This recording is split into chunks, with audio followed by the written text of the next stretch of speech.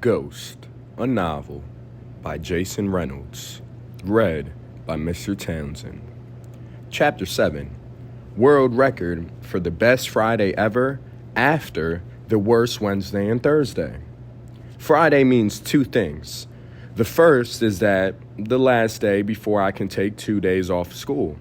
I like to think of it as a non-altercation suspension. Plus, the weekend when me and Ma actually did stuff and not just watch movies and avoid homework because she didn't work on weekends and took early morning online nursing classes to get them out of the way. And when she was done, we would clean the house. I was in charge of the living room. Ma would give me her version of a haircut. She always got most of it even. Then give herself one. And then we would go over my Aunt Sophie's house. Aunt Sophie is my mom's younger sister, and she's like the coolest lady ever. She has a tattoo on her arm that says Sweetie Pie that I never asked about but always stared at just because I can't wait to get one. But mine ain't gonna say nothing like that. Mine's is gonna say World's Greatest, or, of course, Ghost.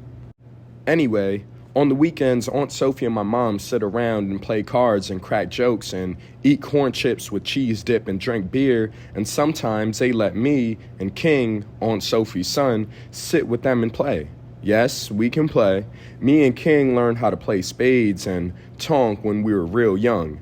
It's a thing in our family, a serious thing. And yes, his real name is King. I think the sisters just wanted to give us royal names. So, yeah. All I had to do was get through Friday without any problems, and I was good to go for the weekend. The other thing about Friday, which I didn't know until Thursday, is that Coach gives everybody the day off. No practice, and then, of course, since this was the first Friday of the season, Coach was taking the newbies out for dinner. After 2 half days of school, which technically equals 1 full day, I'm happy to say that school went pretty smooth on Friday. Brandon Simmons was back, and even though I had on my regular dusty butt shoes, the fancy ones were for track only, Brandon didn't have too much to say to me. I saw him just before first period, and he walked right past me and Dre.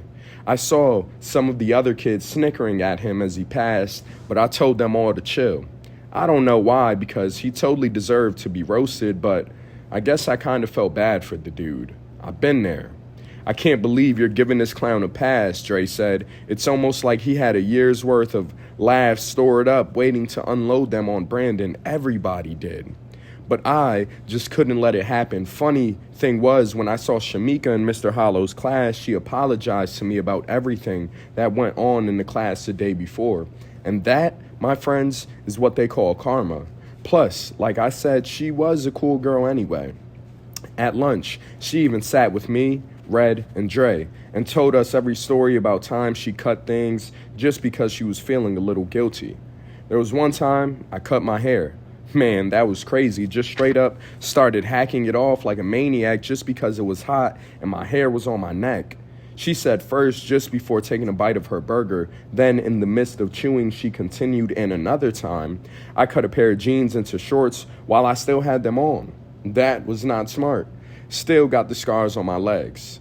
And then she erupted into laughter just like she did in class, but this time she was the butt of her own joke. And even though me, Dre, and Red didn't really find it that funny, we couldn't help but laugh too because, well, that's what her laugh makes you do. Before I knew it, school was over and I went on my usual walk home. I mean, Coach wasn't coming until later, so I figured there was no rush. So I went to Mr. Charles's store. Let me guess. Sunflower seeds, Mr. Charles said. He turned the little TV down as usual. Let me guess, $1. I said, slapping my money on the counter. I grabbed the bag. You okay, son? Mr. Charles asked. Yeah, why? Oh, all that stuff that happened yesterday with you being teased, and then you came here and got... He stopped short. I was starting to feel a little annoyed that he even brought it up because I was definitely trying to forget about it all, especially that last part, the stockroom part. Talk about weird. Not that I hadn't thought about it. I mean, how could I not? But every time my father's face or the sound of his angry voice or the sound of the gun cocking popped into my head, I would just shake it out of my head by thinking about my bullets, the silver bullets. But you just can't be mad at an old James Brown faced man like Mr. Charles. You just can't. Yeah, man, I assured him. I'm cool, I'm actually in a good mood. Oh yeah, he asked. I used my teeth to rip open the corner of the bag. Yep, got a dinner thing I'm going to tonight. For my track team, I said, all proud. Track team, Mr. Charles asked, now turning the TV down even more. You're on a track team, Castle? Yes, sir, I started to say. But it's hard to try and talk and get a seed out the shell at the same time. So I waited until I got it done, then continued. Remember I told you yesterday? You did? Mr. Charles looked puzzled. The old brain's getting wonky these days. Sorry, son. It's cool. I tapped the bag in my palm to get a few more seeds out. So yeah, I'm on a team called the Defenders, one of the best teams in the city. I didn't know you were an athlete, Mr. Charles seemed impressed. Well, I am. A pretty good one, too, I bragged, tossing the seeds in my mouth and casually slapping my hand against my thigh to brush the salt off. A shock of soreness shot down to my knee. A painful reminder that I was definitely an athlete. Mr. Charles twisted the top of a cranberry juice and took a sip. I believe you. I told you, kid, you're one of the world's greatest. Got that right, I said now, spitting shells in my hand, one of the world's greatest. After I left the store, I headed to stop 2, the bus stop. I took a seat next to an older woman. She was doing a crossword puzzle and humming a song I didn't recognize. She might have been making it up. It didn't sound bad, though. Across the street at the gym were all the people working out. The Walking Dead, that's what they looked like. Anyway, I hung out there for a little while before moving on. When I got to Martin Luther King Park, I looked down at the track and there was nobody there except for a man jogging with his dog, but nobody else. No real runners. After that, there was really no place else to go but home, and I wasn't ready to go there just yet. So I went to the basketball court. At the court, as usual, all the older guys were there running fives for cash. I knew some of them just because they were always there playing, like Pop, who was probably in his 20s or something like that. I don't even think he was anybody's dad, but everybody called him Pop anyway. He was a short dude with crazy handles and a mean jumper. He was one of those guys who could do all the tricks and stuff, shake you right out your socks like it was nothing. And Sicko was there too, but luckily for me, he didn't have his crazy dog with him. Sicko wasn't really that good at basketball, but he was super tough. He probably should have been a football player or a wrestler.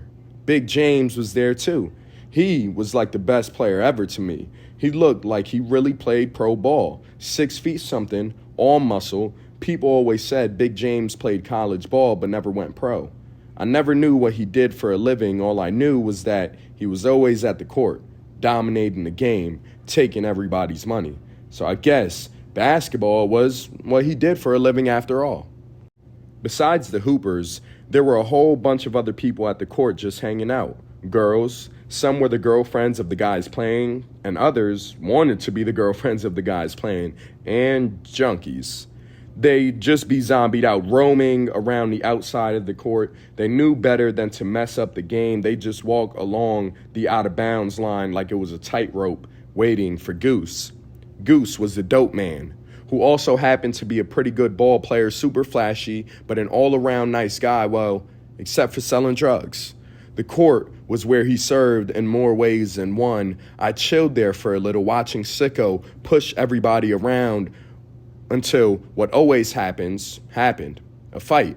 As usual, stupid Sicko pushed the wrong guy, a guy I didn't know, and that guy pushed Sicko back. And then Pop got into it, and then Big James, then Big James' girl, and then some other girl, and then a junkie started howling like a wolf, and then I was out. By the time I made it home, I only had a little bit of time to kill before Coach picked me up. Just enough time to wash up, or as my mom says, splash some water on my hot spots, throw on some clean clothes, and give myself 2 spritzes of some perfume. It was Maz, and it smelled like flowers, but hey, so what? When Coach showed up, he hit the horn a few times, and when I didn't come right out, he hit it a few more times. I'm coming, I said, locking the door. Coach had his window down and was talking to Mr. Jefferson, the neighborhood sweeper. At least that's what we called him. He basically swept up the street every single day, but it didn't seem to ever really get clean. There was always glass or paper or, I don't know, a dirty couch. "What's up, y'all?" I said to Patty, who sat up front, and Lou, who was in the back with me. I wondered where Coach put all the junk that was usually in his cab, probably in the trunk, which was a place I never, ever, ever wanted to see. "What's up, man?" Lou said. "I've been around here before," Patty said, skipping a hello. "I can't remember when, but I know I've been around here." "Me too," Lou said. "Not really these parts, but my pops plays ball sometimes at the court down the street." "Oh, yeah? I play at that court." I lied. Man, I was getting smooth with the lies. Just came from over there. Coach shook Mr. Jefferson's hand, then turned around to me. "Took you long enough." He tossed over his shoulder, then he sniffed and sniffed and sniffed. "That's you smelling like flowers?" Coach asked Patty. "Nope, that's pretty boy back there," she said. "Who, Lou?" Coach adjusted his mirror. "No, the other one," Patty said, talking about me. I couldn't even believe she called me pretty boy. I squeezed my cheeks to crush my smile, and before Coach or Lou could say something slick, Patty added, "I like it. It smells good." One more stop before the Chinese food. We left Glass Manor and went to the other side of town, like the other side, where the houses have yards in the front and the back, where there are 2 or 3 floors and each kid has their own room. Even if there are like 5 kids, each one gets their own 4 walls, and everybody has a car or 2, and there are driveways to park those cars in, and there are also basketball courts in those driveways, the kind you can move around and adjust to make low enough to dunk on. No wig shops, no fish markets, no Mr. Charles, which had to suck. And as we pulled up in front of Sonny's house, a big brick castle with an old rusty car in the driveway. I wondered why Sonny didn't act like the other people I'd met who lived in his neighborhood. He was cool. A little weird, but cool. Coach hit the horn. Sonny came right out, tall and awkward. He waved to us, that funny wave he always did. "Yo, Patty, you should get back here so Sonny can actually get his legs in the car," Lou suggested. I agreed. It didn't make sense for Sonny to be cramped up in the back with us. Plus, Sonny had already opened the back door on my side, and I just wasn't into sitting in the middle.